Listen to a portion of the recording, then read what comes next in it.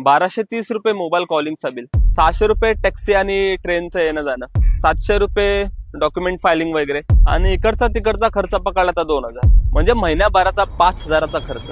का तर माझी जमीन विकायला. कधी ब्रोकरचा वेटिंग पिरियड तर कधी हा विचारून सांगतो हे बोललेलं, आणि त्यात मी माझी बुद्धीचा उपयोग न करता यांच्या फाशात अडकत गेलेलो. पण अजून पैशाची फजिती करायला जातानाच कलियुगात आलेल्या देवासारखे जमीनवाले मात्र धावतात. गुगलवर अगदी 4 बटन दाबताच त्यांचा पोर्टल जमीनवाले.com समोर आला.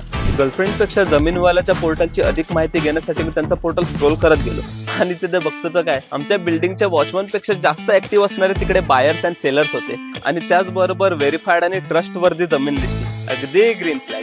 मग काय बॉस, केला ना विषय हार्ड. अप्पांची जमीन केली लिस्ट आणि थोड्याच दिवसात लगेच सेल. असाच हवा होता आम्हाला. गोल गोल फिरत राहण्यापेक्षा आपला हक्काचा पोर्टल जमीनवाले.com वर लिस्ट करा.